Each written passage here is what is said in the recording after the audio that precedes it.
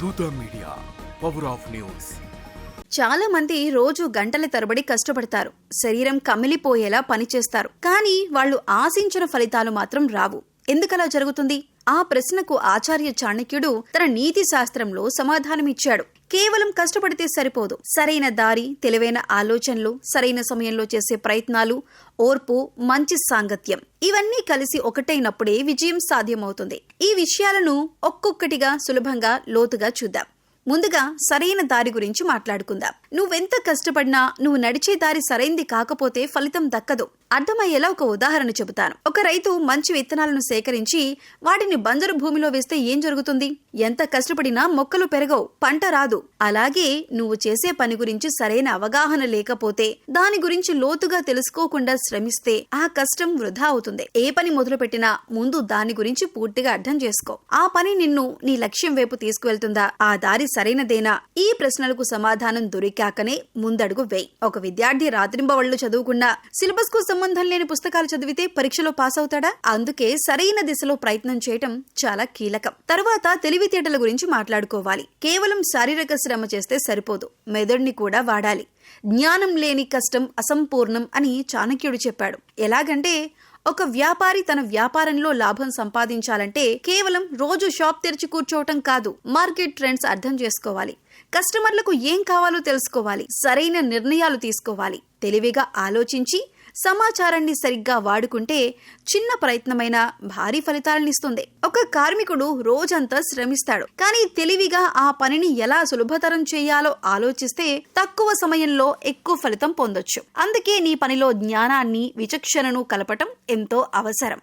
ఇక ఇప్పుడు సమయం గురించి మాట్లాడుకుందాం. సరైన సమయంలో సరైన పని చేయటం చాలా ముఖ్యం. సమయాన్ని సరిగ్గా గుర్తించకపోతే నీ కష్టమంతా వృధా అవుతుంది. సమయం గురించి చాణక్యుడు ఏం చెప్పాడంటే, వర్షాకాలం ముగిసిన తర్వాత విత్తనాలు వేస్తే ఎంత మంచి విత్తనాలైనా, ఎంత కష్టపడినా పంట రాదు. అలాగే నువ్వు చేసే పనికి సరైన సమయం ఎప్పుడు అని గమనించాలి. సమయం కంటే ముందు, అలాగే అదృష్టం కంటే ఎక్కువ ఎవరూ సాధించలేరని చాణక్యుడు ఒక గొప్ప మాట చెప్పాడు. ఒక విద్యార్థి పరీక్షకు ముందు రోజు రాత్రంతా చదివినా సమయానికి ముందు 4 రోజులు చదివినంత ఫలితం రాదు. సమయాన్ని సరిగ్గా వాడుకోవటం నీ విజయంలో పెద్ద పాత్ర పోషిస్తుంది. కాబట్టి ఏ పని చేయాలన్నా ఆ సమయం దానికి సరైనదేనా అని ఆలోచించు. ఓర్పు, సహనం గురించి మాట్లాడితే చాలా మంది తొందరపడి వెంటనే ఫలితాలు కోరుకుంటారు. కానీ ఏ పనైనా ఫలితం ఇవ్వటానికి కొంత సమయం పడుతుంది. ఒక చెట్టు నాటిన వెంటనే పండ్లు రావు కదా, అది పెరగటానికి, పుష్పించటానికి, ఫలాలివ్వటానికి సమయం కావాలి. అలాగే నువ్వు చేసే పని కూడా సమయం తీసుకుంటుంది. ఒక వ్యాపారం మొదలు పెట్టావనుకో, మొదటి రోజే లాభాలు రావు. ఓర్పుగా, పట్టుదలతో కొనసాగితేనే నీవు లక్ష్యాన్ని చేరుకుంటావు. తొందరపాటు చేస్తే అది విజయం కాకుండా వైఫల్యం తెచ్చిపెడుతుంది. అర్థమయ్యేలా ఒక కథగా చెప్పాలంటే, ఒక రైతు విత్తనం వేసి రోజు దాన్ని తవ్వి మొక్క పెరిగిందా లేదా అని చూస్తే ఆ మొక్క ఎప్పటికీ పెరగదు. అలాగే నీవు కష్టపడిన పనికి ఫలితం రావటానికి సమయం ఇవ్వాలి. చివరిగా సాంగత్యం గురించి మాట్లాడుకుంటే, నువ్వు ఎవరితో ఉంటావు, నీ చుట్టూ ఎలాంటి వాళ్ళు ఉన్నారు అనేది నీ విజయంలో పెద్ద పాత్ర పోషిస్తుంది. చెడు సాంగత్యం నీ కష్టాన్ని కూడా దారి తప్పేలా చేస్తుంది. ఇందుకు సంబంధించిన ఒక ఉదాహరణ చూద్దాం.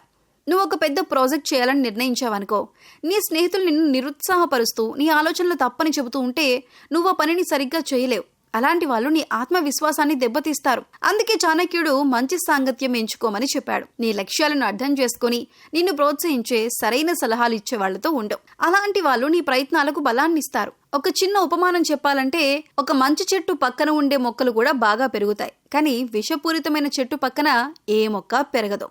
అయితే ఇప్పుడు మనం ఈ విషయాలను కలిపి చూద్దాం. కేవలం కష్టపడితే సరిపోదు. నీవు సరైన దిశలో నడవాలి, తెలివిగా ఆలోచించాలి, సరైన సమయంలో పని చేయాలి, ఓర్పుగా ఉండాలి, మంచి సాంగత్యం ఎంచుకోవాలి. ఈ 5 అంశాలు కలిస్తేనే నీ కష్టం ఫలితాన్నిస్తుంది. ఒక్కటైనా మిస్ అయితే నీ ప్రయత్నం అసంపూర్ణంగా మిగిలిపోతుంది. ఎలాగంటే, ఒక వ్యక్తి ఒక నదిని దాటాలనుకున్నాడు. అతను గంటల తరబడి ఈదాడు, కానీ నది ప్రవాహానికి వ్యతిరేకంగా ఈదటం వల్ల అతను ఒడ్డుకు చేరలేదు. ఒకవేళ అతను నది ప్రవాహాన్ని అర్థం చేసుకుని సరైన సమయంలో సరైన దిశలో ఈదినట్లయితే తక్కువ శ్రమతో ఒడ్డుకు చేరేవాడు. అలాగే నీ జీవితంలో కూడా ఈ విషయాలను గుర్తుంచుకో. చాణక్యుడు చెప్పిన ఈ సూత్రాలు నువ్వు ఏ రంగంలో ఉన్నా, ఏ లక్ష్యం కోసం పనిచేసినా వర్తిస్తాయి. నువ్వు విద్యార్థివైనా, వ్యాపారివైనా, ఉద్యోగివైనా ఈ సూత్రాలు నీకు దారి చూపిస్తాయి. కాబట్టి నీ కష్టానికి తగిన ఫలితం కావాలంటే ఈ 5 అంశాలను ఎప్పుడూ గుర్తుంచుకో. సరైన దిశ, తెలివైన ఆలోచన, సరైన సమయం, ఓర్పు, మంచి సాంగత్యం. ఇవి నీ విజయానికి 5 స్తంభాలు. ఈ స్తంభాలను బలంగా ఉంచుకుంటే నీ కష్టం తప్పకుండా ఫలిస్తుంది. For more updates, please subscribe Dutta Media.